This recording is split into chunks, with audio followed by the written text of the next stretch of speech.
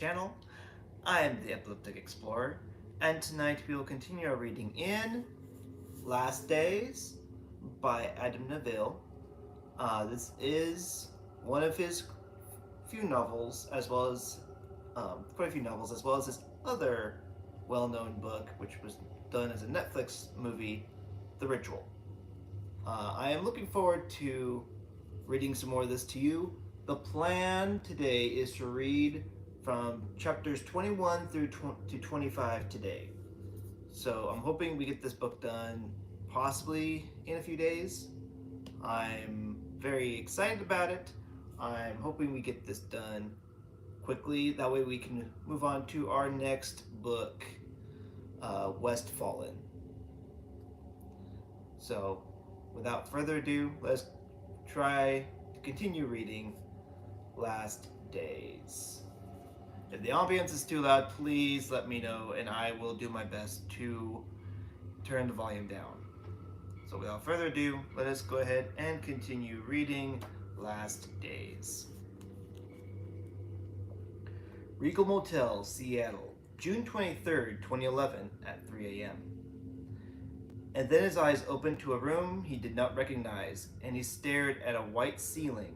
His skin was pebbled with sweat and cooling fast. He breathed like he was breathing his last, and the bed he found himself inside was huge. The room beyond it vast.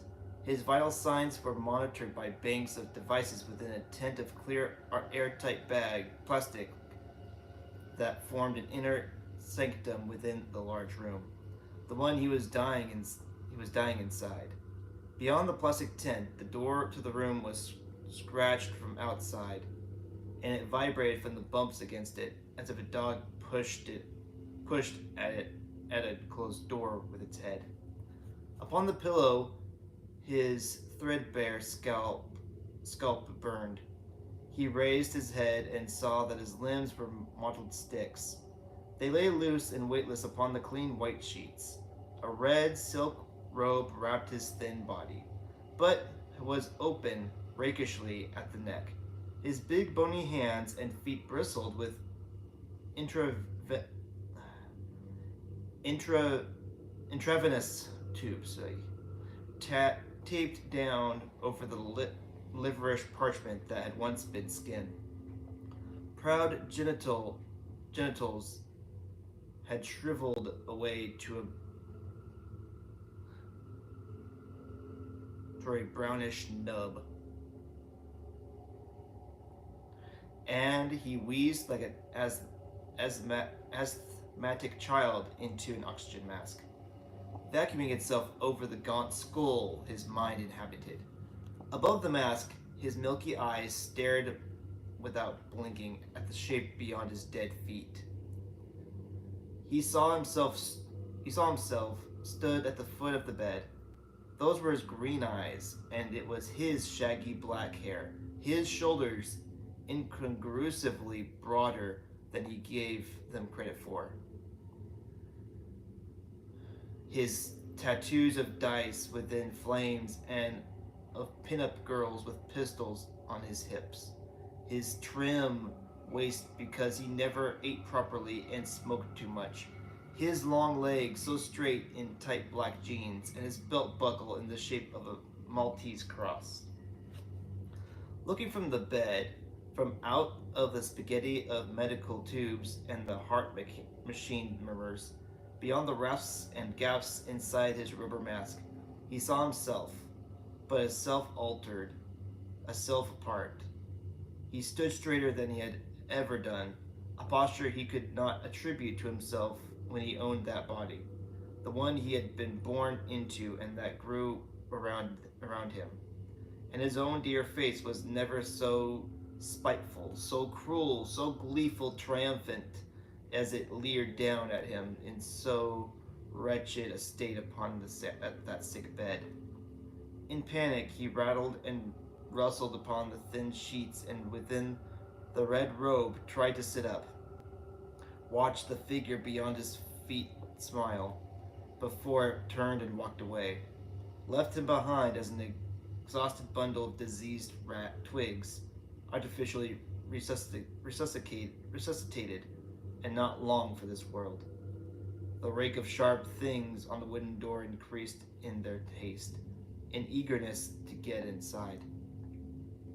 Kyle woke into darkness and called out for God, stared up with wide, straight, sightless eyes, raised his head from the pillows in the hot room that smelled of cigarettes and sweat, of whiskey and chicken grease soaked in cardboard. He peered down his body, could see nothing, but could sense that he had kicked off the duvet and lay upon a cheap mattress, taut with thin sheets, and even after he blinked twice, he still felt the contours of the wasted torso from the dream extended away from his chin. He was certain his nipples were black, his pectorals shriveled to the cartilage of brittle sternum. He could feel the peaks of hip bones spike inside his trunks from a malnourished groin covered like a handkerchief covers broken crockery. Puppet legs dropped from his pelvis, still dappled with continents of carcinoma and dried sores, and his shocked interrogation of this altered body rested and fixed upon his unseen feet. They were not his feet, or his toes. They were longer and thinner and the wrong shape. They were someone else's pale, lifeless feet. And he called for God again, cried out that this could not be. This was not him. It could not have come out of the dream and refashioned him thus, transported itself from another place into his room and into his bed. He propped himself up on one elbow and scrabbled from the light cord in the vinyl headboard that operated the bedside lamp. The lights refused to come on even though he yanked the string 3 times. He tore at the nightstand for his phone. At his frantic touch across the keyboard, the phone screen glowed and cast a faint light across his body. And he saw his own chest and stomach and arms with half-sleeve tattoos, and his own rangy legs, and his very own precious feet. The left big toe broken and healed crooked, the little toenails missing from each foot, a scar white on the inside of his right ankle. As he pulled these legs, this cherished body, up and into where he was squashed against the head of the bed, he sensed ghostly intravenous tubes tug, then fall away from his wrists and fingers and forearms. And he felt his own limbs and body define themselves within these simple, ungainly movements. But something was still not right. In the shock and disorientation of such a ghastly awakening, he became aware again of the sound of a now gentle bumping against a wall or a door. Kyle turned towards the noise issuing from the unseen doorway of his room. The light from the phone screen suggested someone stood half in shadow, in the place where he remembered the door to be, and he endured no more than a momentary glance at the small figure of its thin, unsteady legs before it dropped to all fours with a thump. Kyle rolled across the disorderly bed and groped for the switch on Max's lamp on the floor beside the bed. Remembered he had gone to sleep with it turned on, as well as the overhead lights and the bedside lamp, had fallen asleep in a well-lit room. Now he was wide awake. He remembered this fact, but its comprehension made him so cold with fright that he whimpered. Max's daylight simulator refused to respond to his activation of the switch. He dropped it. Something panted at the foot of his bed, water on the chest wheezy. A moment before the screen of his phone winked out to save the battery, and just before he swung his legs over the side of the bed to flee blindly for the bathroom. So is this my room? I know part of it is. Part of it. I think the one that's on the bottom is supposed to be ours, and the one that's on top yours, but I would just confirm with I'll just confirm just to be on the safe side. You mean the one on the bottom? Well, I think the one on the bottom is ours because it's the extra 100. No, that's the one on top. That's the one on top. Yeah. Then the one on the bottom, yeah.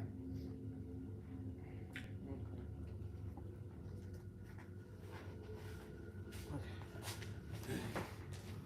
Where was I? Where was I? He dropped it. Okay. A moment before the screen of his phone winked out to save the battery, and just before he swung his legs over the side of the bed to flee blindly for the bathroom, he saw the faint, narrow face of the intruder peer over the ruffle of bed linen at him. More of a maw than a mouth hung open as if to gulp at the air or utter a shriek of joy. Vague silhouettes of the furniture and murky shapes of fittings in the room vanished with the light from the phone screen. Once again, the space was returned to a lightless state, sealed from ambient nocturnal light by blackout curtains designed to protect road-weary travelers, a blindness he was grateful for, but only briefly. Running at, and then smashing his face into the wall beside the bathroom door, shocked him dizzy, but brought him round to total cognizance. Yikes. He slapped his hands about the wall inside the bathroom door, found the light cord, and yanked it down. No light. Somewhere near the bottom of the bed frame. He received an impression that the intruder was barely able to stand.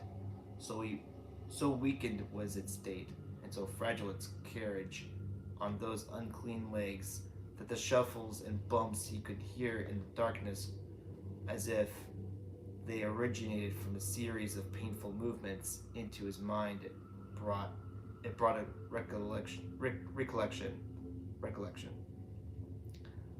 of the figure unwittingly caught on film, tottering like a large puppet on loose strings in the darkness of the Clarendon Roadhouse. And Kyle arrived at a horrible notion that something had recently passed from another place to become corporal in this place. The scratch on wood, the noise of an incarnation. Nearby in the darkness, he heard old lungs work hard at the air of a world that must have felt new, too uncoordinated, while upright. In the trauma of emergence, he heard the figure move again to its hands and knees while swiping its arms about, more stable when lower to the ground, like an animal freed from a confining wooden stall. He worried it might soon be able to scurry, and down there on the carpet tiles it would be better suited at finding him in the darkness. He was trapped. The only way out of the room was through the door that opened onto the car park. Kyle turned about and resisted the urge to get inside the bathroom and latch the door, because the wooden doors appeared an insufficient defense. He thought of ragged heads and dead birds and patchy flesh and dirty fingernails left behind in the skin of the murdered. He stifled a cry, patted his hands back towards the bed.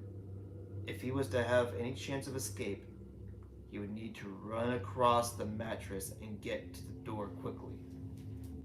Maybe now, in one rush.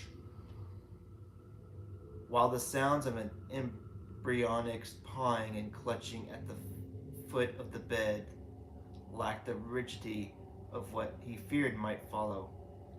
Crawling out there in the darkness, he sensed an eagerness for the world to come into focus, a desperation for a better sense of his presence to avail itself as clear and warm and frightened. He imagined it coming fast like a crab around the foot of the bed to seize an ankle. Silently, Kyle made it as far as the side of the bed he had so recently fled, where he paused to wince in anticipation of the impending sound of his own weight hurtling across the bed springs. He squinted into the darkness, but could only guess at the location of the door on the other side of the room. A bony limb struck the dressing table beneath the television. The hollow knock of bone on chipboard made him gasp. Down at the foot of the bed, but closer to the bathroom than before, he heard a wet breath sucked in with excitement. That grizzled head upon the stringy alert neck was alert to his movements. It seemed as blind as he was, but it could hear him. Gently, he groped about on the bedside table and picked up his copy of Last Days. He threw the book towards the bathroom. In response, the top of the dressing table was suddenly swept clear of the things: his laptop, folders, and books fluttered and clattered onto the floor. He was angry now and stumbled like a fowl wet with placenta, but it was gaining in strength. Like he was running over a trampoline on someone else's legs. His feet bounced across the mattress. The disorientation of the darkness blew him about and moved the world like a boat beneath his bare feet. From behind his heels, the thing squealed. It had covered much ground, had been by the dressing table at the foot of the bed a moment ago. Others, but now swatted at the air somewhere near the bathroom door, near where he had thrown the book and where he had not long crouched. His fingers scraped a wall, caught the lamp, shattered the bulb. Shooting pains burst into his ankles and knees as his feet hit the floor on the other side of the bed. Kyle righted himself, moved forward at the wall that contained the door somewhere within its length, across which his hands padded silently until they found smooth wood and the stench of bad meat upon it. His fingers touched the lock. The intruder hissed in the darkness behind him. It was on the bed now, more animate. It thumped the mattress. A thrashing commenced within the sheets because his visitor wanted his form to materialize beneath its sharp fingers. Desired that he would offer himself for the wet business he could imagine as if it were already happening. He took the skin off 3 of his knuckles against the latch, flung open the door, through which he fell, turned and dropped backwards out of the room and onto the cold cement of the path before the parking lot. Taking an unwise but inevitable glance back inside the room, Kyle caught a final and lasting glimpse of the intruder, lit partially and briefly in the yellow light that shone into the room from the street lights. It appeared both wet and unnaturally thin, was close to the mattress. The head was dipped and obscured. The body moved on its front with its arms outstretched. Feet clawed at the sheets as if they were trying to disembowel the bedding. And in an instant, he knew more about Detective Sweeney's mystery murder weapon than the entire Phoenix Police Department had ever done. It turned his legs to water. He slammed the door shut. Shivering violently in his boxers and a t-shirt, Kyle waited out the last 2 hours of night which, between the Coke and ice machines at the end of the concrete strip motel block. Bereft of car keys, he sat with his back to a stucco wall and covered himself with broken down cardboard boxes from the skip behind the manager's office. He passed in and out of consciousness as the sun rose red over the frigid highway. He thought he was dying from the cold, but still thought it a better exit from the world than one in his room. Within those hands, the fingers he saw tug at the curtains and heard rake the door for several minutes after his hasty departure from the room, to accompany the guttural bellow and whine of the dead thing's tantrum. Kyle listened to it and shuddered so hard it interfered with his breathing. When the noise stopped abruptly, He suspected it merely waited in the darkness for him to return. It had been impossible to rouse Dan, wary of alerting the night clerk or the other guests. He'd called as loudly as he dared, while knocking at the door to his friend's room. But Dan had a habit of falling into sleep-like coma with his iPod playing through earphones and what could be heard over his snoring anyway. Mercifully, the other rooms appeared vacant. When the night clerk left at 6, after a good night's sleep in his chair that Kyle had observed through the locked doors of the office, and was replaced by the day clerk, Kyle remained hidden under the cardboard. He had no idea how long his visitor could linger in a space preoccupied on this side of what he did not even understand, and he had dared not risk the night clerk's involvement in this impossible thing that he had brought to the Regal Motel. Had he woken the young man for spare keys, and if the clerk accompanied him while the intruder had still been present in his room, or hidden in the shower stall, he might have been accused of the clerk's murder. So he stayed put, concealed under the garbage in the cold, what he had been reduced to by Max. When the maid arrived at 7, the weak sunlight of dawn encouraged him enough to cast away his makeshift cardboard and paper tent. He approached the little Mexican woman and explained how he had just locked himself out of his room while going for a Coke. She never smiled or spoke, and watched him with suspicion as he gingerly re-entered his room with her keys. The maid looked at his tattoos and then at the torn sheets, the rents in the pillows that billowed with entrails of cheap foam, and she seemed to identify an immediate connection between the two things. Peering over Kyle's shoulder from the doorway, when she saw the broken glass of the mirror above the dresser, she ran down to the manager's office, her little feet in white sneakers going put on the asphalt. Criminal damage. What could he say? He tugged on his jeans and boots, found a shirt, fell to his knees and scraped his papers together hurriedly, going for the black and white photographs first. The manager would not want to see those. No, sir. He forced his laptop and folders into his rucksack. Kyle abandoned the toiletries because he was unable to go inside the bathroom. He eyed its sullen door with nervous eyes as he backed up. He and Dan had to get moving. Put some distance between them and this terrible place. When he popped the trunk of the rental car outside, the day clerk came out of his office. Confused by the story the maid was still recounting emphatically at his side. Kyle and the same clerk had briefly talked about music the day before when he and Dan checked in. Kyle talked to the guy about a guest, alcohol, and a fight. Almost laughed when he realized he wasn't exactly lying. But inside his room, the day clerk stood agape, his feet planted amongst the broken glass from the mirror.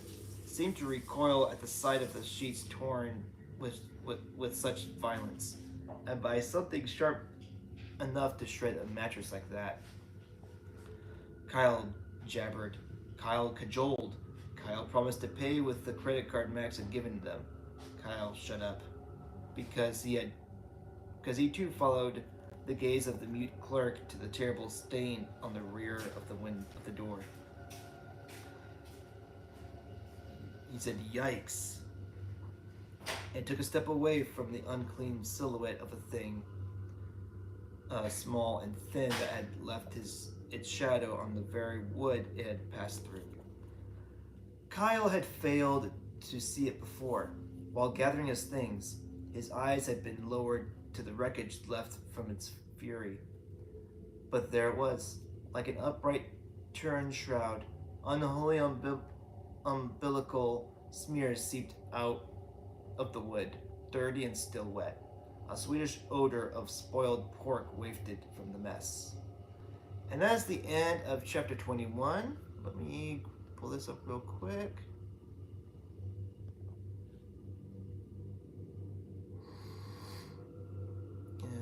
Nothing there.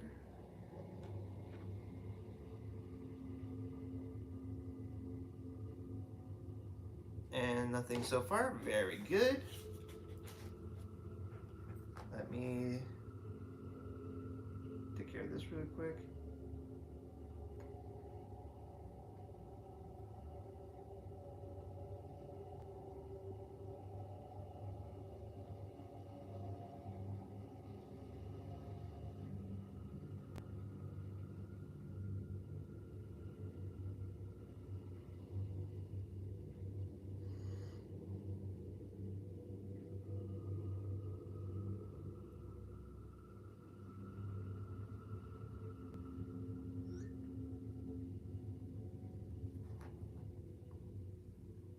Okay, let me double check. Alright, let me double check.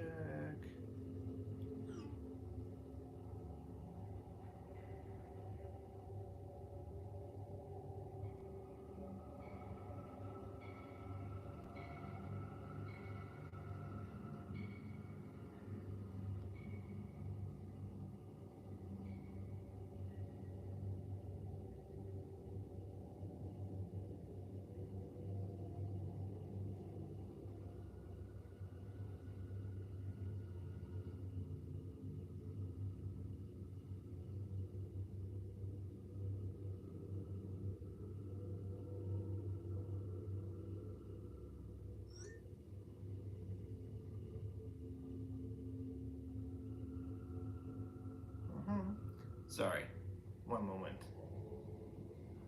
I just have to make sure about a few things.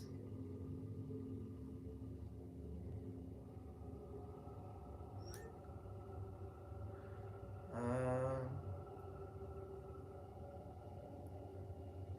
so it looks like my wife's going to be on her way shortly. Very good.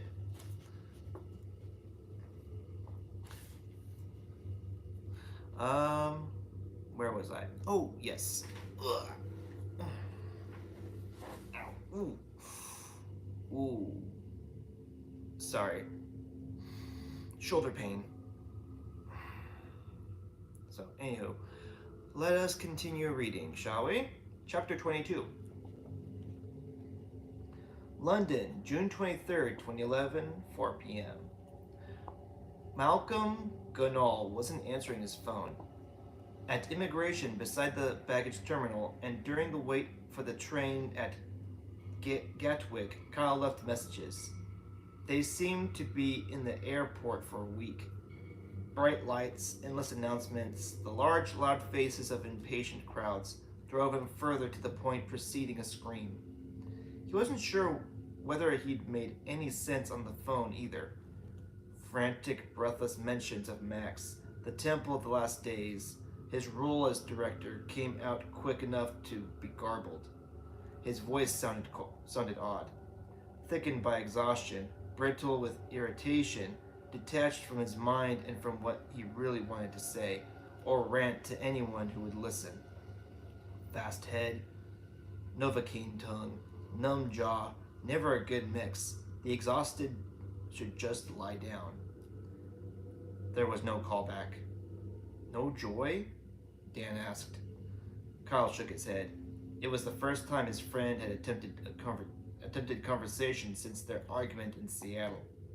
Dan had slept noisily for most of the flight home, while Kyle fidgeted and chewed nicotine gum, harried, witless, and tormented in the seat beside him. He'd felt safer on the plane through a refusal to believe that Sister Catherine's old friends could appear on an aircraft, but he knew the frail sense of security would end the moment they touched down, and it provided no respite from the endless replays of the previous night's intrusion onto the screen of his imagination, or the shards of the entire living nightmare the production had become. That fell behind his eyes for the duration of the flight. Teddy fragments of Normandy, bony faces grinning through walls, the sunlit desolation of Arizona, the jawless detective's face talking of blood spatter patterns. the monochrome hopelessness of that Seattle house and Martha Lake's cigarette-damaged face. The thin hands in her attic clawed for the world, and all framed by a morbid belief in his own imminent destruction. Yet his thoughts would still change direction, suddenly, and the endless inner debate against the impossibility of it made him writhe in his seat. Other passengers had turned their faces when he muttered to himself, like a man come undone because he'd wanted to walk up and down the aisle of the aircraft and clutch his weary head in bloodless hands. Anything to ease the indigestion of fear, disbelief, rage, and panic. Call him another time. Just Dan didn't finish. Didn't need to. Kyle knew what he would suggest, that he should go home and rest. Should sleep for days and forget about the film for a while, if not forever, so he would stop acting like a crazy man. But sleep could not be risked. I'm going out there. New Cross. What, now? Kyle nodded. It's all right for you, mate, he wanted to say. You slept last night, and for 8 hours on the plane, because nothing impossible came through the closed door of your room and tore the trash out of your still warm bed. Kyle tried Max again, received his moist mail. Rats. Dan shook his head. If I take the files to Fingermouse tomorrow, will Max be okay with that? No. Take them there now. See if he can pull another all-nighter. We'll pay. I need to see it all again. Sod Max. I need it ASAP. And Gabriel must be back in the UK now. I need to speak with him too. He knows stuff that we don't. I've had enough of this trash. People paused to stare at Kyle, then moved on. Kyle whizzed through his phone contacts menu and called Gabriel's home number. A genetic BT answering service asked him to leave a message. He did. Need to see you. It's urgent. Call me on. Dan fidgeted, because Dan hadn't believed him back in Seattle. Was incredulous with disbelief and what looked like pity after learning that Kyle had spent hours huddled under cardboard wedged between the soda and ice machines. His friend had looked at him in shock and a lack of recognition, while Kyle stood outside their rooms with no shoes on his feet and jabbered like a schizophrenic drug addict. Dan's eyes had implied collusion with the suspicion of the motel staff too. That Kyle had trashed his room and inflicted the figure upon the door. In fact, Dan's nervous, disapproving silence as Kyle repeatedly recounted his story appeared to him as proof of Dan's suspicion that Kyle had faked everything thus far in the production.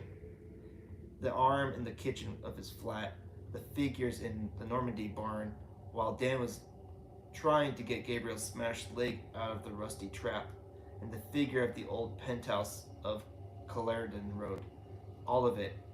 Did Dan think he was so desperate for money and recognition that he'd fake evidence of the paranormal, like Gonal had once done with such vigor? Or was he just so tired and paranoid Kyle was willing to believe anything of his best friend? Probably. Dan was in the fortunate position of not being hunted. Skepticism was a luxury for the unaffected. In what now seemed like another lifetime, separated by an ocean, and the long flight alone with his tortured thoughts, Dan had talked the motel clerk out of calling the police, had quickly provided Max's credit card details for the repairs to the door, the destruction of the bed linen and mattress, and for the broken circuit breaker that was wet and took out the whole block. But once they were inside the rental car, Dan had seized Kyle's shoulders and stared right into his eyes from close range. Mate, no trashing me now, but what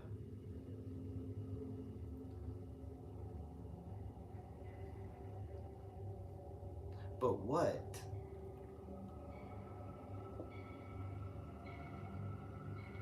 But what? But what is it? Yeah? Uh, I know this stuff is upsetting and crazy. But help me out here. I'm struggling with this. You taking drugs or something? Annoyed and desperately disappointed in each other, though trying not to show it, they traveled back to London in silence. Kyle headed out of Victoria Station with the address on Malcolm Gunnell's business card burned into his mind, and felt like he was walking through seawater. His skin was unnaturally hot. He was breathless and his limbs uncoordinated, regardless of the irrational things he was beginning to comprehend, if not accept. He believed he was now entirely unhinged from exhaustion and sleep deprivation. He would have to sleep soon, but sleep somewhere safe. Where? He found himself having to read the tube map endlessly, and on realizing that changing from the District line to the Jubilee line, and then again to the Docklands Light Railway, was going to be unsurprisingly problematic as two lines were suffering a disrupted service. He gave up at London Bridge and dragged himself and his heavy rucksack up from the underground. In the rain, outside the station, he shivered and waved at the passing hackney cabs. Malcolm Gunnell didn't appear to be home. Perhaps he had fled the country and gone into hiding. Who could blame him? In frustration, using the palm of his hand, Kyle indented all of the plastic buzzers on the intercom panel.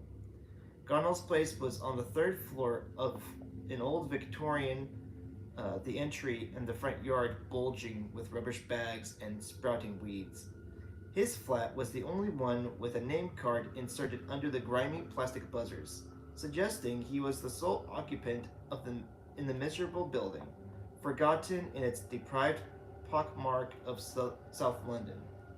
The windows of the ground floor had blankets nailed to the insides of the sash frames.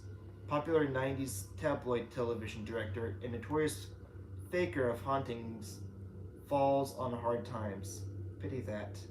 But why would Max hire such a feckless charlatan? Because a screening of the proposed film was never an aim.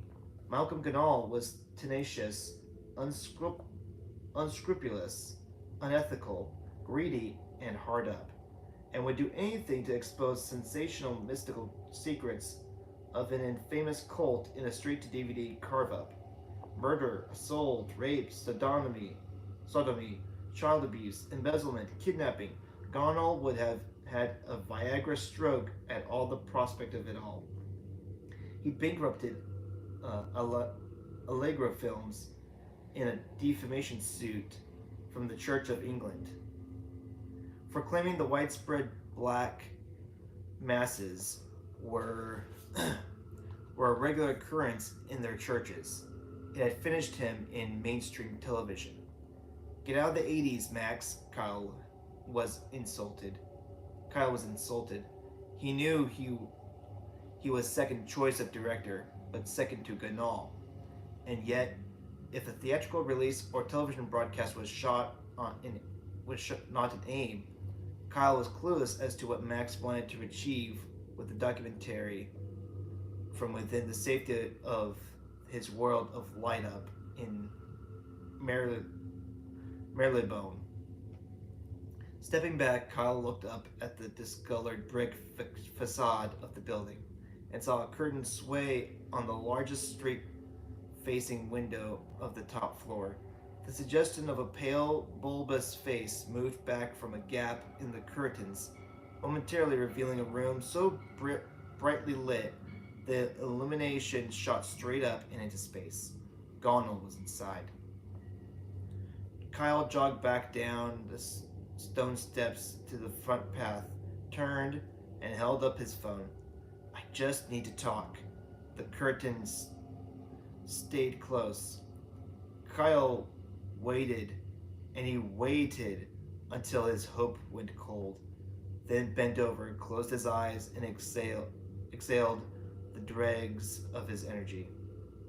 Get off! A buzzing voice crackled off the intercom.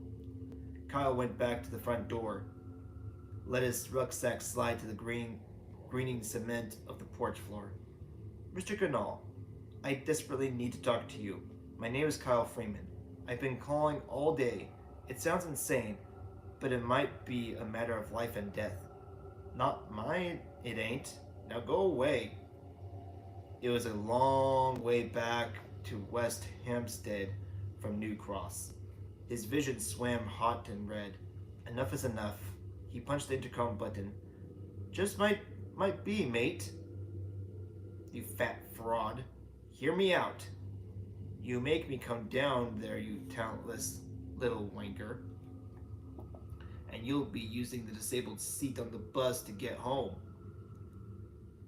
Can you hear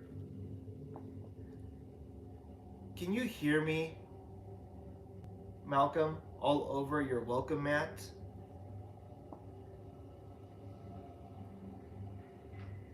The little intercom speaker nearly blew out of the wall. I'm known.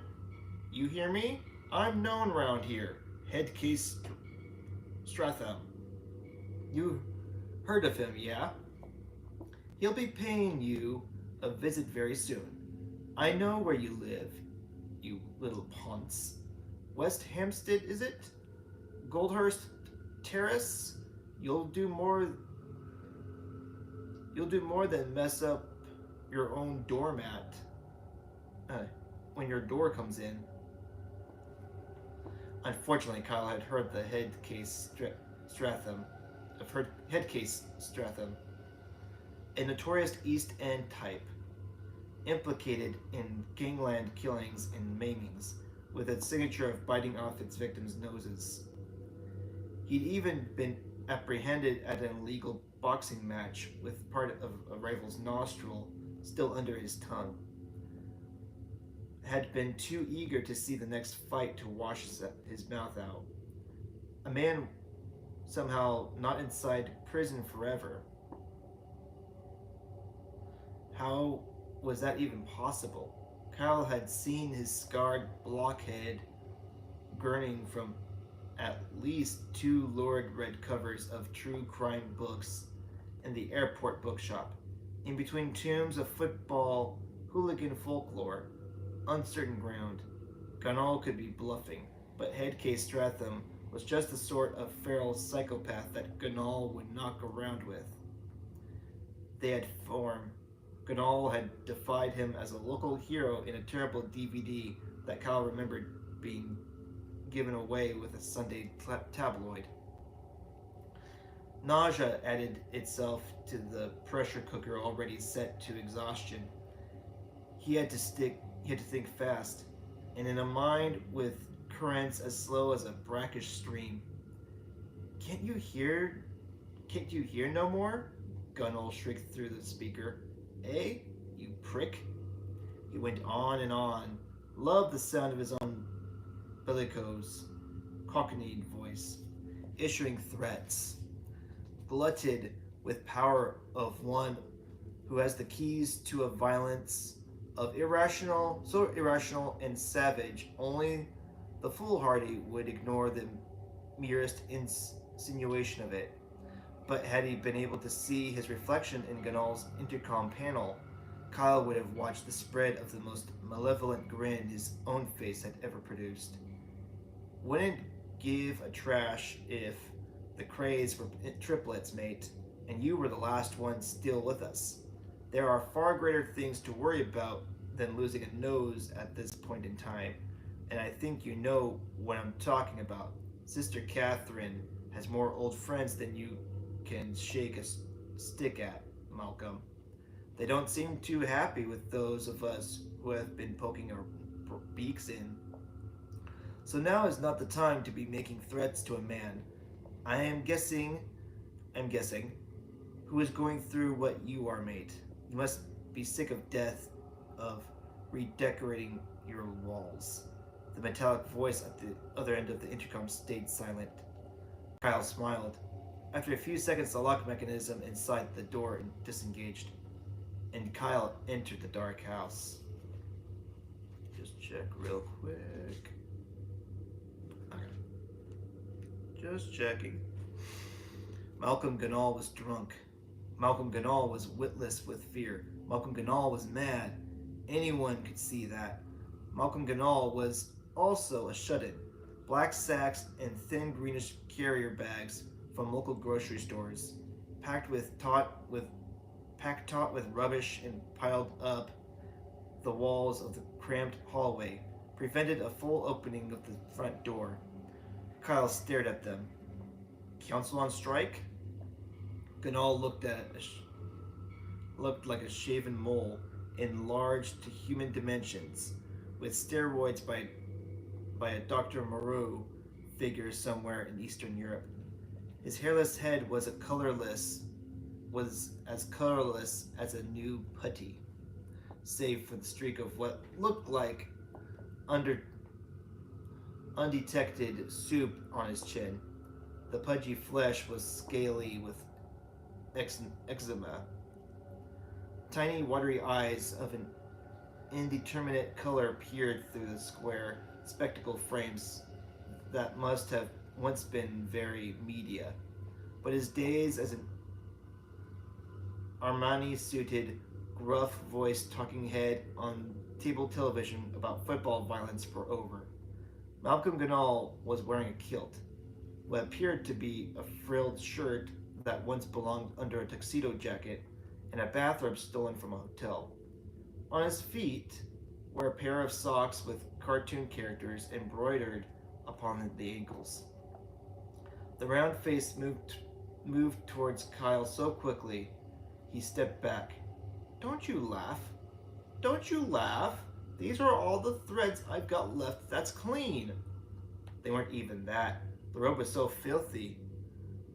Only the most desperate tramp would have paraded about the local park within its confines. This was a man who had reached the very end of his wardrobe. The rest of it was thrown in a pile on the lino of the murky kitchen. They passed it on the way down the hallway to a door at the far end, the one that failed to contain the phosphorescent glow within four walls. The light leaked from all around the cheap, unpainted hardboard door that resembled a temporary repair after a house party in the squat. That crackhead downstairs answered the intercom. The mole creature said over its shoulder as he led the way through the dim flat in a quick shuffle. No. The figure glanced at Kyle, its eyes haunted. Even she's mad then. He wasn't sure what Ganal meant. He didn't pause to explain. Eager to be out of the unlit hallway, the little hunched figure threw open the living room door and jumped inside. Stepping around beer cans, silver takeaway trays, Chicken Village cartons patterned with grease and empty pizza boxes, Kyle shielded his eyes from the blast of bright white light and followed his reluctant host inside the cluttered living room. Born in a barn? Close the door. Kyle complied and then stood still on the sticky carpet to stare open-mouthed at the walls. The walls completely covered with newspaper. Even the ceiling was spattered with packed pages from back issues of the Auto Trader. Masking tape held it all in place. Layer upon layer, the powerful illumination was coming from a dozen of Max's Dawn simulator wands connected to new car batteries.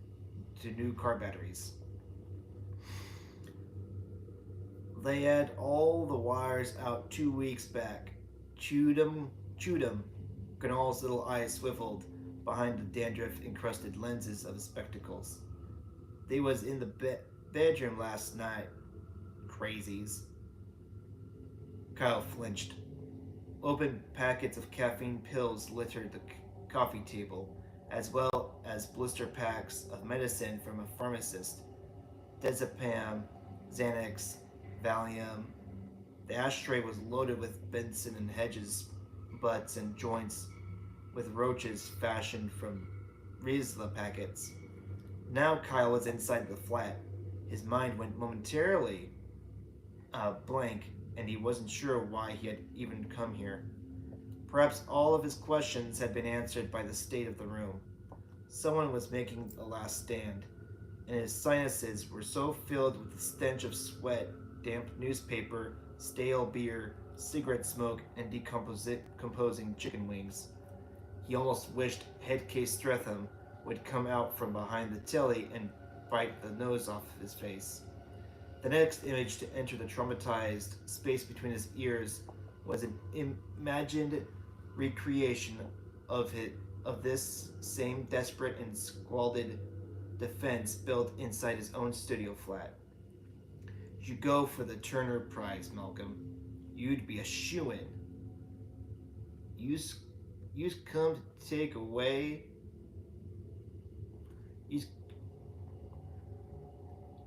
You's come to take the trash. Then yous can leave. I've just seen something in Seattle that I bet matches whatever is under the Sunday Mirror up there. Carl nodded at the wall behind the huge leather sofa. Marfa? You've been to see Marfa? Carl nodded. Yesterday, lighted today. Ganal grinned unpleasantly. That's why you come here? Poor woman. Poor man. Then he seemed genuinely sad, which Kyle thought such an uncharacteristic reaction. He wondered if he'd underestimated the man who was far more loathsome in the flesh than on television. He'd been hoping it was all an act. Kyle raised the business card between two fingers. She gave me your card. I didn't even know Max hired you for the same job. I found out from her. Yeah, started with the quality, then worked his way down. Man's evil. Evil! I say he started it. You know that? Back in the 60s. Max. Carl smarted at Ganal's interpretation of Max's hierarchy, but didn't have the strength to argue. When did this start? The visits. Day before I quit. Which was about a month ago. There's nothing you can do about it. Nothing but use Max's lights. And daylight. They don't like it. Ganal looked at the ceiling and shouted, You crazies! I worked that much out, Malcolm. He seized the lapels of Kyle's jacket with his plump fingers. They's following me at night now. Outside. You can't escape them. Outside at night? That was not something he'd experienced, and he immediately wanted to believe it was only the imagining of a paranoid and terrified man. But then, you see her, Martha? When she went, you film it? Sorry? Ganal seemed confused for a moment, then began to smile. You don't know, do ya, eh? 'Cause you was on the plane. What? Gone, ain't she? Dead. Saw it on the internet this morning. Kyle dropped more than sat amongst the rubbish on the sofa and stared at the TV listings for the previous week, taped to the living room wall.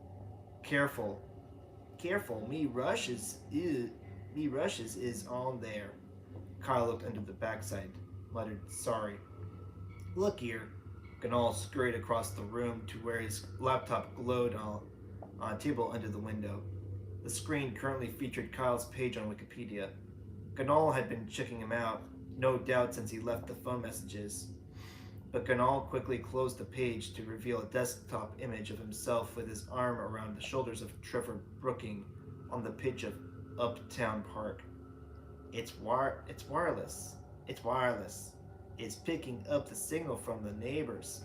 I can only turn it off for a few minutes, else the battery will run down. I've been charging it in the library. And me phone. He glared at Kyle. Nothing else works in here, except the landlord won't fix the wires. Says them squatters on the ground floor done it. He ain't got a clue. He turned back to his laptop and dropped down his favorites menu. Clicked the last item. In shock, Kyle continued to gape at the wall above the gas fire, at weak old headlines and advertisements for double divan beds. Martha was dead. Was it suicide? Had she followed Bridget Clover? He tried to swallow, but his mouth was so dry and the bolus of panic in his throat so great he couldn't manage it. Martha was anticipating her own end the whole time he was there. Caught her in the nick of time, a little voice too similar to Ganol's said inside his mind until he banished it. Maybe the interview pushed her over the edge. Here, look, look! Kyle moved on unsteady legs where Ganol was hunched over his laptop. Kyle's vision swam around the screen, trying to fix on everything, but failing to fix on anything, until his eyes paused on the black and white press photo of Martha Lake striding through Phoenix Airport in 1975. Above it was the headline, Last Days of Desert Cult Victim. It was the homepage of the Seattle Bugle newspaper.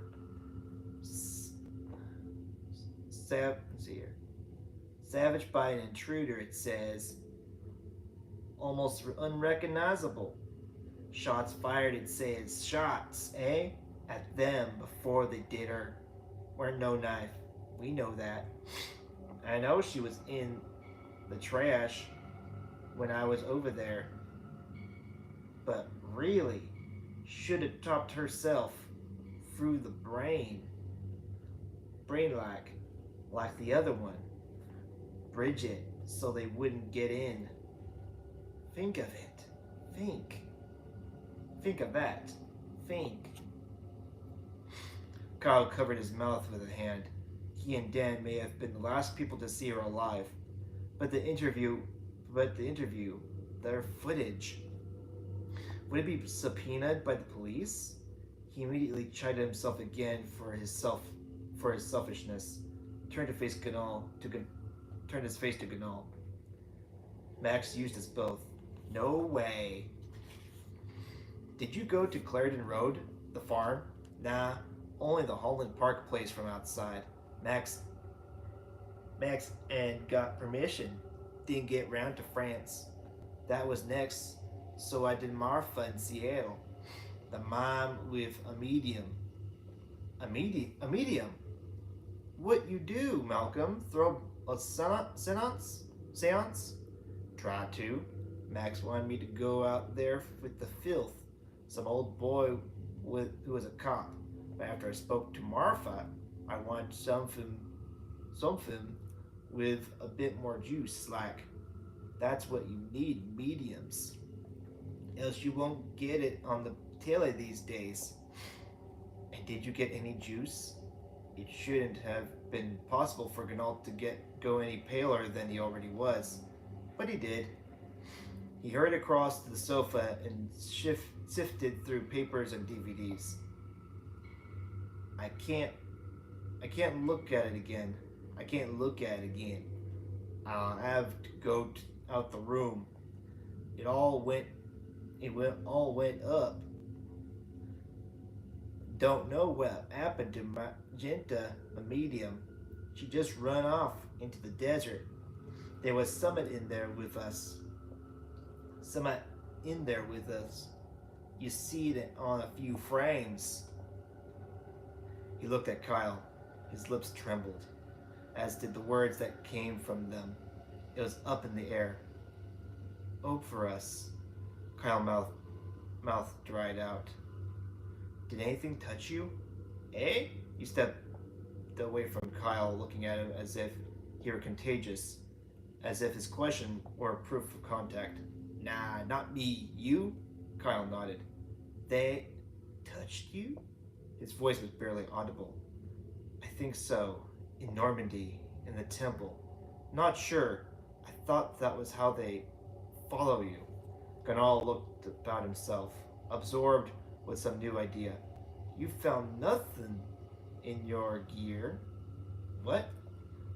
When I got back from Seattle, I found something in the camera bag. A bone. A bone? Ganal nodded a little. Little one. Like from a finger, black, burnt, tiny joint like. Where is it? Threw that filthy thing away, didn't I? Disgusting. But I reckon that's how they tracked me back here. Else how would they know? You think that's how they do know? Heavenly letters. Eh? That's what Catherine called them. The artifacts the police had tested at the university. They were 500 years old. Belial said they came from old friends. How is that possible? Ganal began to shake. Kyle thought he might start crying.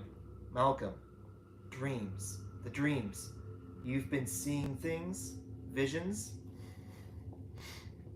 Malcolm scowled in defiance at the suggestion, but then his face suddenly fell. Saliva stretched between his small lips and his mouth dropped. He took his glasses off and wiped the grubby sleeve of the robe against his wet eyes. Sniffed and nodded. Don't sleep no more. Can't. He looked up at Kyle, his little eyes red and moist, blinking. That's how they get in. They get inside your head.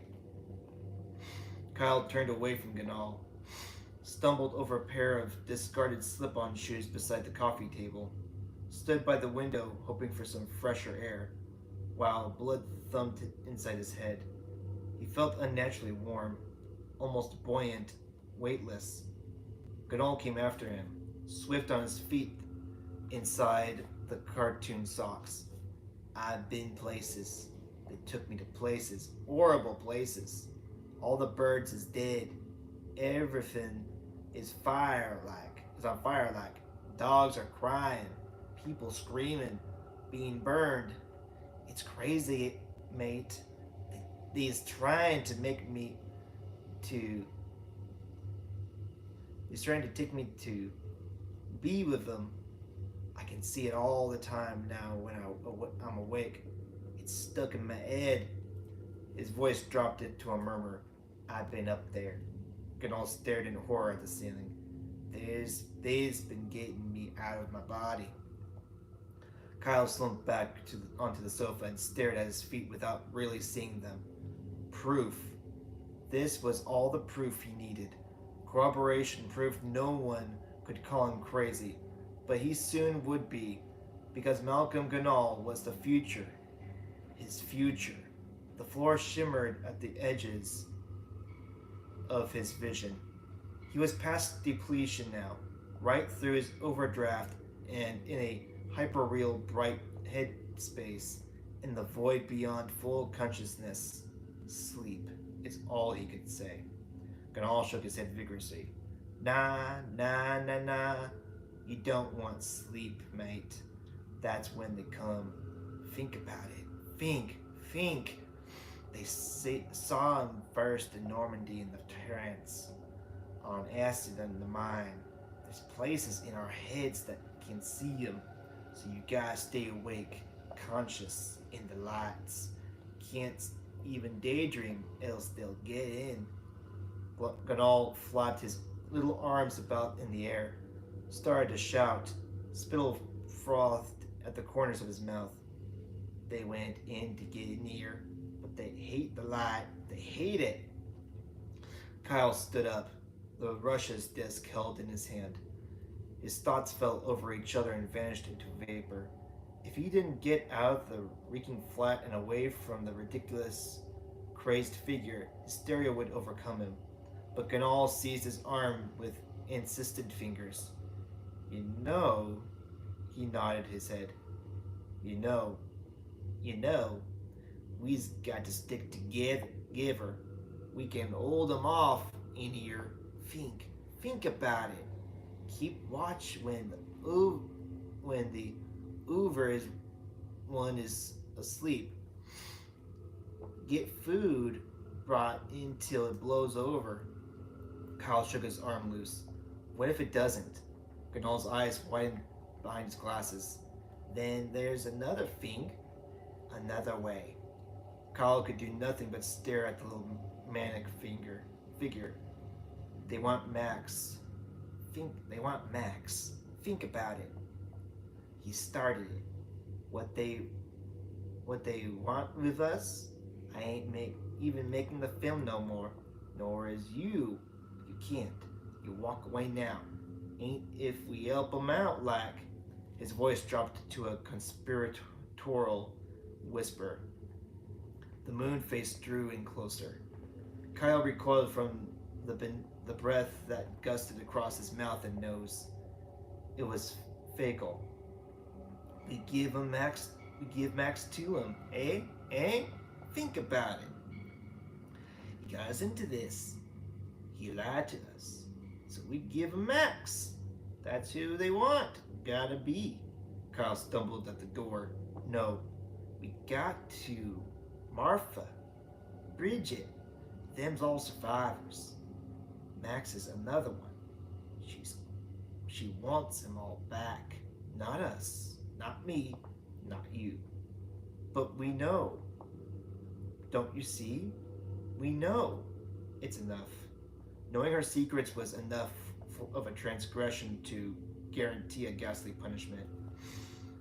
He didn't know how he knew this. It was instinctive. It was not reason. But we now had to perceive the world without the assurance of natural law. Ganal suddenly spotted the DVD in Kyle's hand. His fat face twisted into a snarl. I know your game. You came here to steal my film, eh? Max sent you, didn't he? Kyle shook his head. Nope, give me that. You know who I am, eh? You know who I am? What you ever done? You is nothing. Nothing. I've been #1 in the ratings. The ratings. Kyle threw the DVD like a frisbee into Ganol's angry face. I don't want your trash. Keep it. He strode across the room and grabbed Ganol by the lapels of his robe, which felt wet and doughy in his fingers. I came here to see if we could help each other, but you haven't got a clue. Your bottle's gone. You've lost it, Malcolm. Hiding inside this place with the sports section so taped to the walls, waiting for the end. Is that it?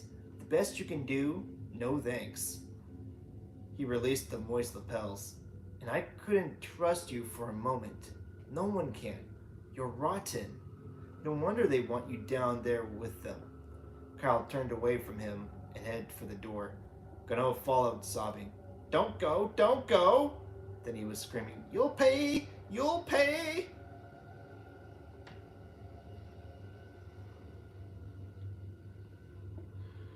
I already am, Kyle said, and yanked the door open so hard a big bang exploded from his feet. And that is the end of chapter 22. Alright, let me just check really quick, see how we're doing. Nothing so far. Very good.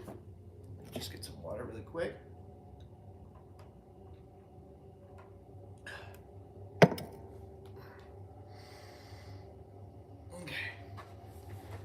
And let's go ahead and keep, let me just check something really quick here.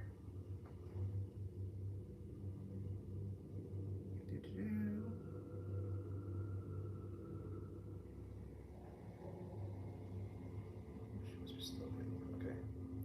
All right, just wanted to check and see. Chapter 23, Wood Green, London. June 23rd, 2011, 10 p.m. Mate, Mate! We're here. We're here. Kyle didn't remember any of the journey. The cab pulled away from the curb in New Cross, and he'd fallen into a quick but uneasy sleep. He wanted to sleep in the Hackney cab for a week. Would Max's credit card have covered it? Kyle grinned like a mad thing as he paid the driver. He could feel himself chittering, wide-eyed and witless, to camera. Put the documentary out himself. Cabman. He better get on to it before the Morgan Spurlock did. Perhaps this was the only way to survive the indelible staining of his thoughts now. To stay in the air, or within crowds in airports, or in the back of cabs, forever. Bottled water, food from service stations and airport cafes, constipation, the odd nap. Keep moving. Stay inside the light. They hate the lights. He could hear Ganol's voice inside his head, screaming. His brief sleep in the cab had been deep, but not empty. Bone things had lit themselves up at one point in a horrid red light against a black void, and he had jerked awake for a second or two, with saliva all over his chin, too tired to resist the urgent desire for rest. He'd recklessly fallen asleep again. Malcolm Ganol had been in his head then, participating in the dream, wearing some kind of wooden crown in a dark building where he kicked his little feet in the air above the ground and grinned like he was doing something clever. Martha, too, who looked at the gray sky above the mine and smoked cigarettes while she waited for something to arrive. The rest, he was glad he couldn't remember, and the sleep refreshed him. The back of his eyes ached and his neck hurt, but his mind was more alert. Cheers! The cab pulled away and left him alone and cold on the dark street. The lights were on in Gabriel's flat. Kyle rang the bell. A huge African woman answered the door, spoke around the safety chain. "Is late. What you want?" Kyle explained he was a friend of Brother Gabriel. She hadn't a clue who Brother Gabriel was. Had he moved out? Was he even still alive? Kyle stood mute and stupefied. Before the woman closed the door, he heard Gabriel's frail voice call out from inside the flat. "Who is it?" "Gabriel." "Gabriel? It's Kyle," he shouted over the woman's head. "It's urgent." "Arthur, who is Gabriel?" The woman bellowed over her shoulder, back inside the hot orangey interior of the flat. There was a pause and then, "Show him in." Just double check. Yeah, okay, cool. Just making sure. Brother Gabriel had reverted to his original name, Arthur Smith. The woman was Gabriel's carer, and maybe his mom's too. They'd both need her now. She'd come courtesy of Max. Kyle found what was left of Brother Gabriel inside the cramped living room, reclined in a teddy armchair before a glowing gas fire. Mercifully, a tartan blanket covered what was left of his legs. He'd marveled at how thin Gabriel had been during the shoot in France, but he'd been a relative picture of health back then, compared to the jaunty collection of puppet bones slumped inside a chair that looked 4 sizes too big for his body. Gray-skinned, shrunken eyes glazed, a lipless mouth drooling. The face that peered up at Kyle peered impassive, in the way that heavily medicated are at the point of death. The room smelled of hospitals. The side table was covered in medication, and small water bottles burst from a cell phone wrapper. A wheelchair was folded against a wall. 2 crutches laid side by side upon the sofa, asking him How he felt how he felt seemed irrelevant. I don't care I don't care anymore.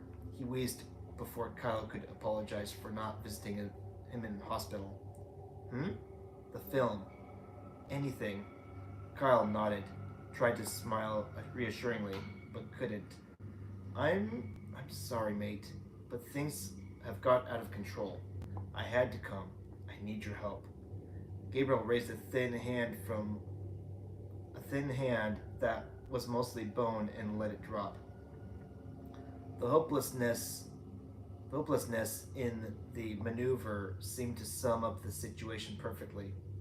We're all in a whole heap of trouble, mate. All of us, has used, and I am trying to understand how and why. You think I know? In France, at the farm, I don't want to think of it. Gabriel shook his head. You never told us everything about Sister Catherine, about what happened at that farm in the 70s. What difference does it make now? And I told you I wasn't in there in the second year. You must know something. I'm only getting bits of things from all kinds of people who are mostly as confused as me. A woman in America said that what she called old friends came into the temple in the desert and left things behind bones, clothes, fragments. But Catherine came to America with a collection of them too. Did she find things in France at the farm? Old things? Like artifacts? Do you know? Gabriel sighed with irritation. We all found them in the temple after the vision started. After they came inside to be with us. I never saw them, the presences, but they were there. You could hear them, above us, moving, under the rafters. It's why I left. What did you see in the visions? Gabriel stared at his lap in silence, then raised his head. It was like the end of the world, burning, a place on fire, dogs barking. I didn't join up for that. Were there any drugs? No, we didn't even have food. We were starving, weak. Weak, ill. We were exhausted. We nearly died out there. I told you the truth, but not everything. There's visions now, and finding these bits of things. What are they? What is it? Gabriel shrugged, sighed. I don't know. Some bones, old clothes. I didn't like to look at them.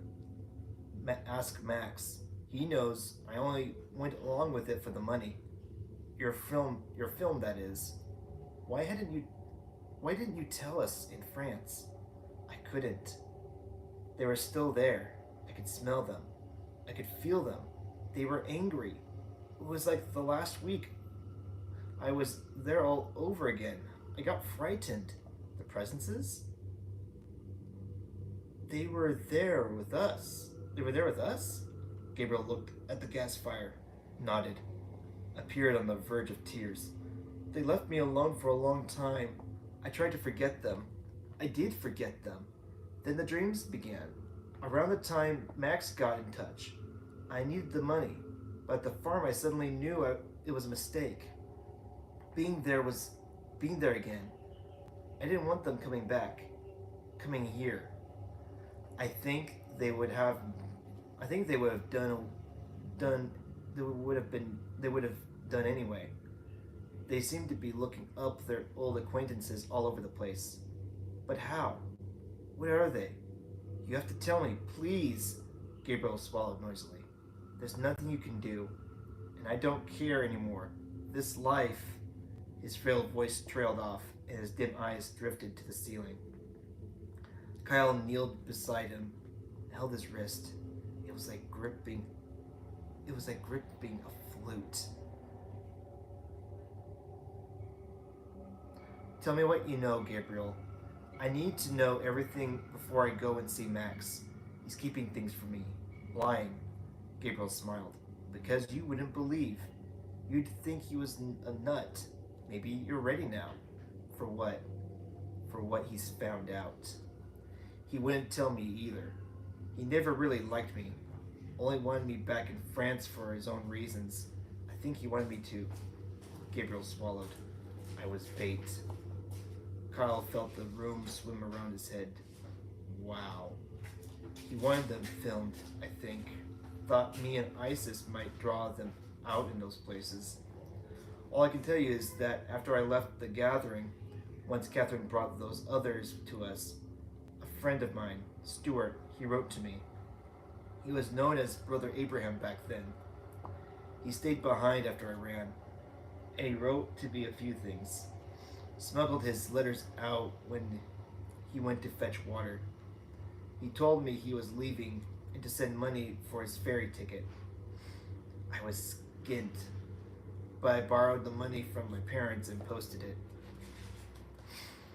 He asked me to meet him at Victoria Station when he arrived.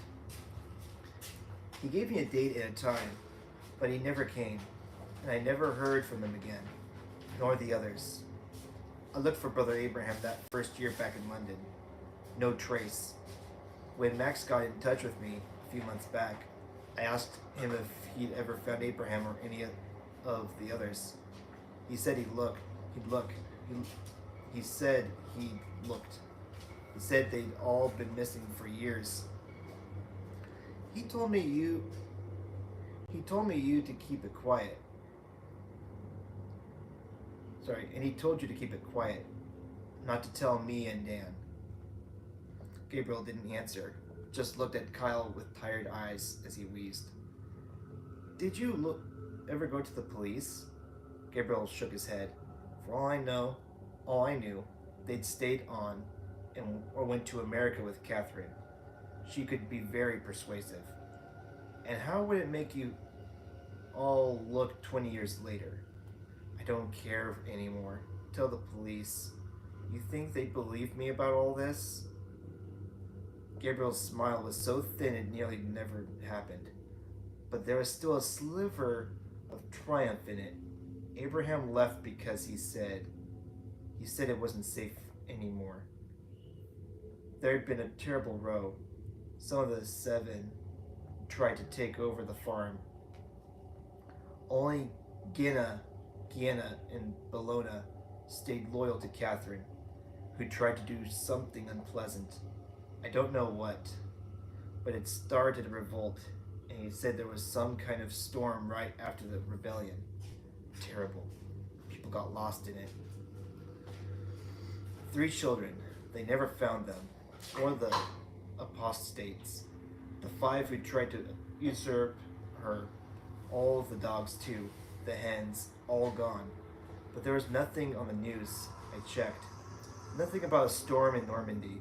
And Brother Abraham said that he saw people go into the air. Up, just up. And they never came back down. Gabriel swallowed. I thought he was crazy. I convinced myself he was. I mean, out there? Now I'm not so sure. But he wrote something about the unholy swine and the rain of black bones. I never forgot that. It was something that happened at the farm during the storm. I always thought it was why the group moved to America, because people and children had gone missing at the farm. But I kept the last letter. Give it to me. Where is it? I gave it to Max. He has it. And that is the end of chapter 24. Yes, that's the end of chapter 24. Let me double check, make sure we're... Yes, there it is. Not bad, 13 pages. That's not a bad deal at all. Not a bad deal. Okay, let me quickly check this out really quick.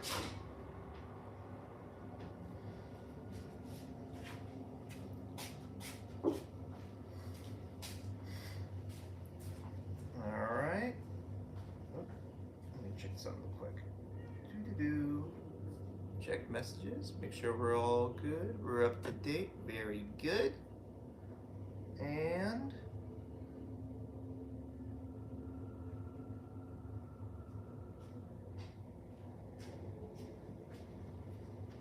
okay. Actually, it was very short. We'll do one more chapter and then we'll be done for the day. We're at chapter 24. Alright, 24. Marylebone, London. June 23rd. June 23rd, 2011, 11:45 p.m. Max wasn't answering his phone and hadn't since they landed. It was nearly midnight, and London was a myriad lights beyond the grimy windows of the cab as it trundled to Marylebone.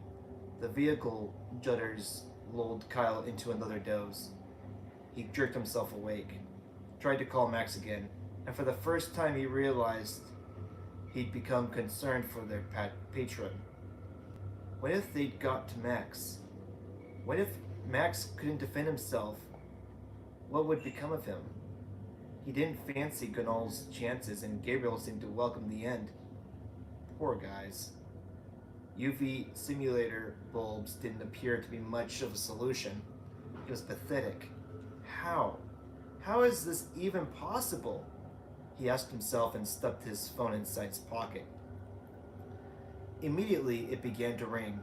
He scrambled at the pocket zipper, tugged the phone out. Finger mouse. Kyle, this is some twisted trash right here. You got it? Dan brought it round. Seems really depressed. You work him too hard. Or have you fallen out? I can't explain right now, but if anything, he stopped himself and had a sudden idea that made him tingle all over. Mate, I'm going to send you the rough cuts from all the rushes. I need you to start the edit without me. Nothing fancy, just get it together so it makes sense, yeah? What's the hurry? I can't explain, but I need something put together that's viewable. What duration? Don't worry about it. Can do. Gonna cost you. This is my own time. Not a problem, and I appreciate it. Just invoice the hours to me. No, better not. Send them to Revelation Productions direct. The cab shuddered to a halt as he pocketed a receipt from the journey.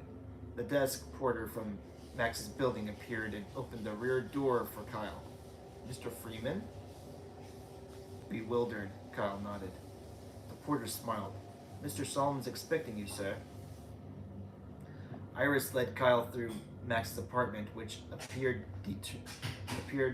determinedly brighter than he remembered it. Where's the slot machines? He asked Iris, who never responded. The door to Max's office was open, but the room was empty. Iris never broke her stride near it. They flitted past a vast kitchen, tiled in blue and white marble and festooned with stainless steel pans. He glanced inside the bathroom, the interior as bright as an optician's. Only one other door in the hallway had been padlocked from the outside, and the locks and security fittings on the other doors were new. Max's world of light appeared to have shrunk around him. Iris led Kyle into the master bedroom. My dear Kyle, Max said, from where he was propped up amongst the vast pillows in a bed the size of Kyle's studio flat. Thank you, Iris. The woman turned and closed the bedroom door behind her. Kyle glared. Max's orange complexion had faded to a milky caramel. His face was stricken as if from the regular receipt of terrible news. His scrawny throat, head, and arms were the only parts of his body visible above the heavy bed linen. Red silk pajamas and a paisley smoking jacket added another layer of warmth to the shrunken founder of the last gathering. A chair had been pulled up at the side of Max's bed in preparation for a visitor. Kyle looked at it, felt wrong-footed. Typical Max. He'd been in an incandescent rage since leaving Martha's lake house in Seattle, and imagined all kinds of revenge he should enact against the wheedling, manipulative old man. But now he was here. The display of incapacity disarmed him. Was it a ploy? You'll have to forgive me, Kyle. I'm afraid I'm not at my best right now. Who is? Quite. Tell it to Martha. Max's eyes flashed with alarm. You heard? Malcolm Ganal has just told me. What on earth were you doing talking to that wretched man? Kyle slumped into the chair with a sigh. You're unbelievable, Max. Just keep it up. Garbage. But Max's confusion seemed genuine. Pardon? Kyle mimicked Max's tone. Why on earth were you using that wretched man to make a film? This film! Max raised his little hands and winced as if the volume of Kyle's voice hurt his ears. It hardly matters now. It does to me. He's scum. What was all that flannel about your admiration of my work when you hired me, eh? You didn't care who made it if he was your first choice. Martha lost her life yesterday, and that is all you can think of? Kyle, I am surprised at you. No, you don't dare. Don't start that, twisting things. That's not what I meant. Then whatever did you mean? If I upset you by asking him to direct first, then I apologize. This project was assembled quickly. There was little time to make proper assessments, and he has a reputation of being tenacious. Tenacious. It would have been fiction. You wouldn't have been able to show a minute of it. I realize that now. It was an error of judgment. Why couldn't you tell me who you'd hired, eh? I'll tell you why. Because this is a dead end. The film was never meant to be seen, was it? By anyone but you. This was never a real production. It's an investigation. Like Gabriel realized too late, before he ran through a bear trap. We're bait. We're all here to draw fire. Gun fodder. A tremor passed across Max's closed eyelids, and his thin mouth sagged. Or was it an insinuation of his bad manners? I could have been gutted in an American motel room by who knows what. No one knows but you, Max. You've deliberately been selective in the information imparted, and as a result, Gabriel has lost a leg, and Gonal and me could be torn apart tonight. Did they kill Susan too?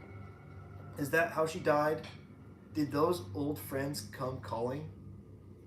Don't, please, because I nearly had a stroke backed up by a heart failure in Seattle, mate. Kyle stopped. Tears glistened around Max's eyes, which he turned to the curtains as if Kyle were no longer in the room. Kyle lowered his voice. Max, what are they? What is going on? Tell me now before it gets any worse. Max? Eventually, Max returned his gaze to Kyle. Shaky with emotion, but louder than a whisper, his voice slipped out. As unlikely as it seems, Martha and Bridget were the lucky ones. Susan too. Max swallowed, raised his chin as if in defiance, but so many others were taken to another place. Max didn't seem to be faking his grief or what appeared to be an emotional collapse before Kyle's eyes. But his apparent sincerity brought Kyle no relief. Another place. The cryptic comment about had the effect of drying all the saliva from his mouth. The pressure in the room intensified. He felt like he was clutching an anchor that sped towards an ocean floor. Bits of his own dreams smoldered awake, were joined by new impressions of the things Ganal and Gabriel had suggested, and by what Martha had shown him. What was all he managed to say in a voice as weak as Max's. Max wiped at his eyes with a handkerchief produced like a magician's prop from inside the bedclothes. I'm sorry, truly. Max eyed the decanter on the bedside table. Will you? Kyle stood up to make the drinks. No messing now, Max. Out with it. I'm not going anywhere until I know. Max sniffed and adjusted his position, composed himself. Of course, but there has been no good reasons as to why I was unable to tell you certain things. For one, you wouldn't have believed me. Poor Susan White never did. I tried to explain it to her. His voice dropped. And you are right to assume what befell her at the end. Max visibly shuddered. I saw her ceiling, above her bed. Max! Max held the handkerchief across his eyes, as if to wipe the image away. The very sight of such a visitor killed her. Her poor daughter thought it was a stain from a leak. Can you imagine what she would have thought of me had I tried to explain why her mother died of fright? What anyone would have thought? They would have considered me insane. This is not something any authority, not even the church, could address. You've seen enough to know that. You put us all in danger. You knew, Kyle. I never. This has been as much of an education for me as it has been for you. That's a load of garbage. Believe what you want. Max now sounded as tired as Kyle felt. He took his glass of brandy and gulped at it. Gasped. I may have uncovered certain facts ahead of you that I kept to myself, because of their evident improbability. I never thought we would get to this point, that she could even manage this. Who? Manage what? We are being destroyed because we committed the greatest crime against her. We deserted her. This is vengeance. Her revenge. You talking about Sister Catherine, Max? She's dead. She's been dead since 1975. Max didn't appear to regard his observation worthy of a response. He spoke as if to himself. And when you have committed a vast and inhuman crime, what do you do with the evidence? You destroy it. It's what tyrants do.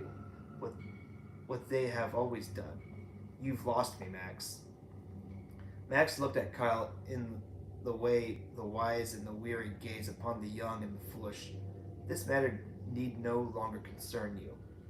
What are you saying?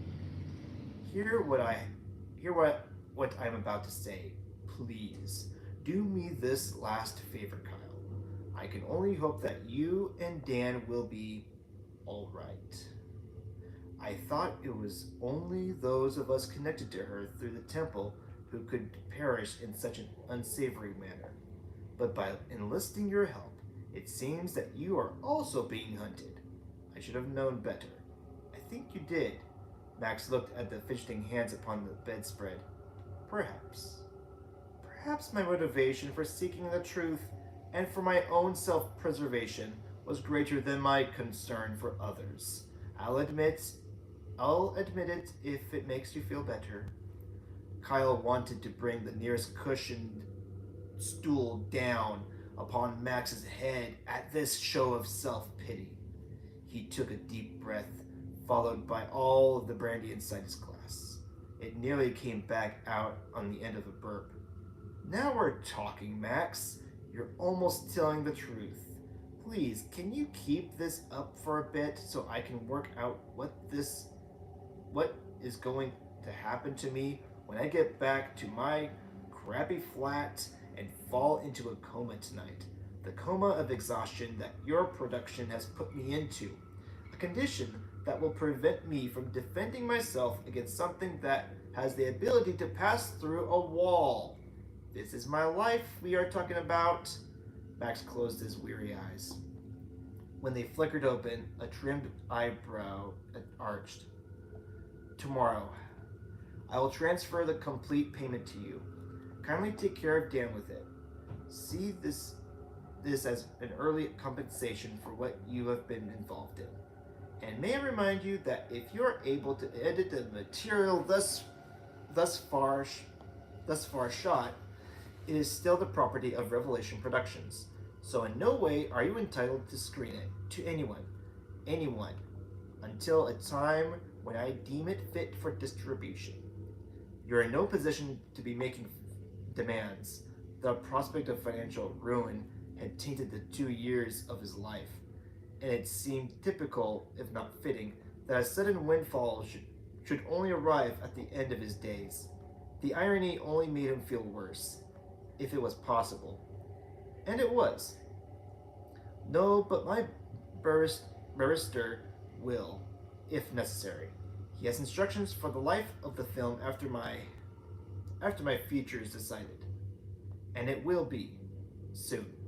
Max barely got the last word out, and what blood still passed beneath his taut skin retreated to a deeper place inside his small body. God willing, you will have your film one day. And this story, film? Max, I might not even see tomorrow morning.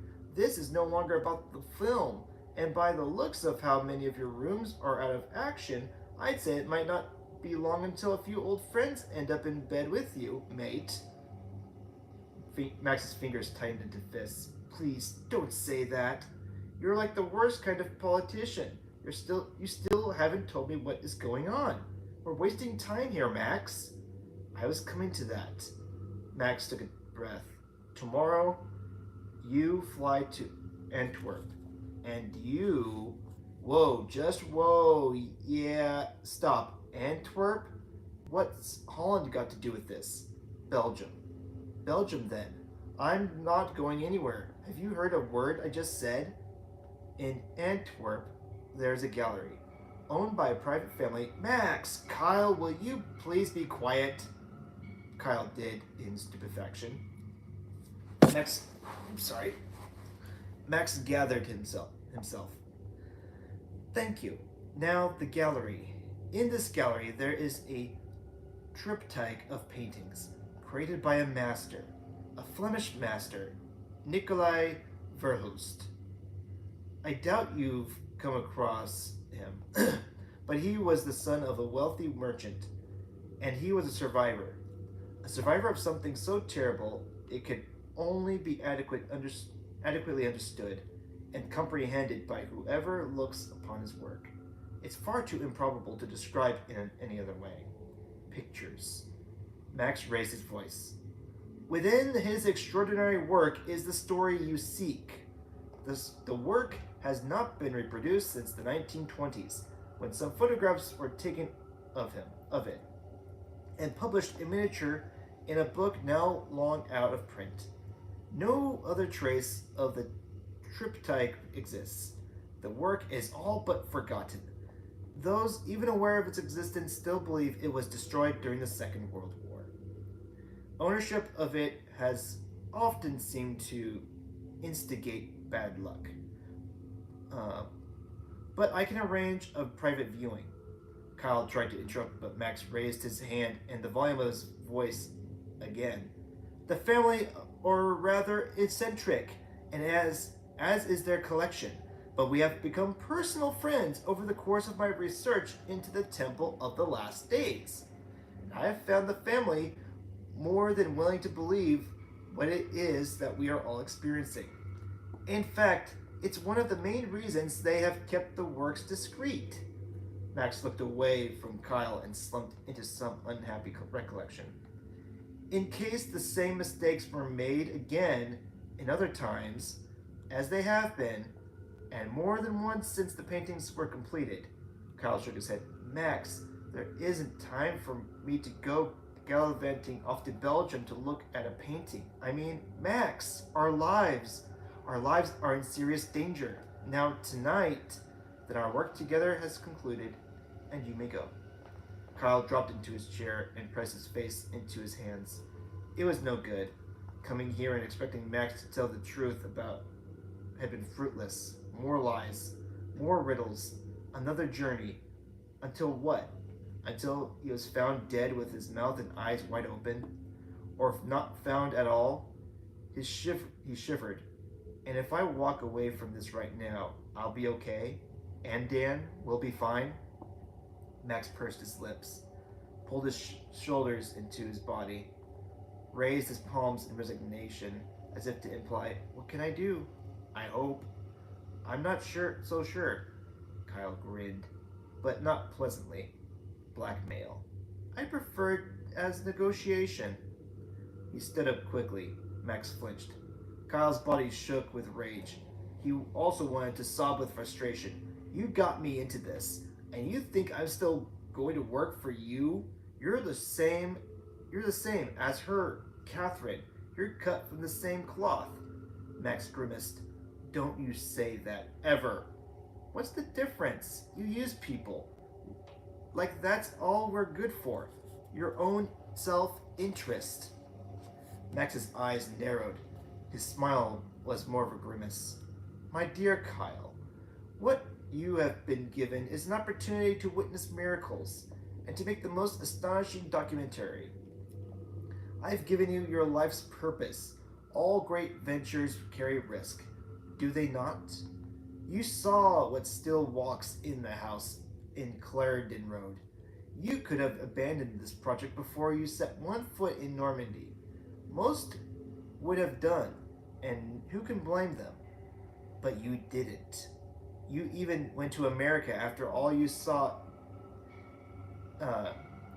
in that fermented. I'm impressed with you, Kyle, and I bet poor Dan took some persuading to stay along for the ride. You, and maybe even the horrors of the last days were preferable to another night shift in the warehouse, Kyle. How did you know? I answered your prayers, Kyle. Insolvency's wretched, I hear. You'd been shooting weddings for the rest of your life. You'd be shooting weddings for the rest of your life and making short films for a fiver. And all I have done is given you a chance to be someone, Kyle. To be more than some straight to YouTuber loser. You were over the edge, Kyle, and I gave you a hand. I'm going." Kyle turned on his heels and headed for the door. "Kyle!" Kyle reached for the door handle. "I know what you're thinking, Kyle. I have the money and enough for a film already, so I should run and just keep running until all of this is far behind me. But there are places, Kyle, where money has no value. The kingdom of fools, as depicted by Verhulst. So either you leave this to me and hope I succeed in my desire to defeat her, or you run. But if I don't succeed, Kyle, you might just be waiting around like the rest of us have been, to die one night in the dark." Kyle turned the handle. "Please, I need you." Kyle paused. "See the triptych. See it, and you will know. Know it all, I promise." Kyle turned the handle and opened the door, stepped through it. "Kyle, wait! Please! Please! The story! You must tell this story. You're made for this, boy. It's in your blood." And then he found himself unwilling to walk any further from the bedroom, and for not doing so, he hated himself. Like a film on Fast Forward, he thought of Susan White, Gabriel, Conway, Sweeney, Emilio, Martha Lake, footage shot in 3 countries. The terrible nature of the mystery as it unraveled, entwined, involved him, and he knew he would always wonder what really happened in Arizona, would always sleep lightly, would flinch at every watermark on plaster and every football in an upstairs room, would be drawn in mind and spirit, if not in body, back to those places to see, to marvel, to fathom. He could not bear to know. He could not bear to not know. How many times in a filmmaker's lifetime did such an opportunity present itself? This was his chance to be who he was, for everyone who ever doubted him or derided his work to really see what he was all about. A life's work, perhaps the end of a life too. He took a deep breath. If, and I mean if, I go and see this painting, if I even live that long, then I will know everything. Everything that you know, you have my word. On your return tomorrow, and you must return, Kyle, you must. You will know what only I have come to understand and to accept, as Sister Catherine's true legacy, the Blood Friends. Ooh, doozy. That is the end of chapter 24, and hopefully tomorrow, if not another day, I will be reading up to chapter, I think it's 28, I think. Yeah, I think. Yeah, if not today, then maybe tomorrow I will go to. Let's see here. Yeah, I'd say by tomorrow I'll be reading up to chapter 28. So from 25 to 28, maybe tomorrow. But anywho, I hope you all are enjoying this book. We're finally getting to the. We're coming down to the home stretch, and it's starting to get better. I mean, it's taken a lot of back and forth, a lot of setup, a lot of picking up, a lot of slowdown, a lot of interest, a lot of non-interest, but we are coming to the end, and it's coming down to the wire of why it's become so interesting. So I hope you all are enjoying this book. If you are, please give this video a nice big like and comment down below what your thoughts are on the book. And if you are interested, please like and subscribe to my channel.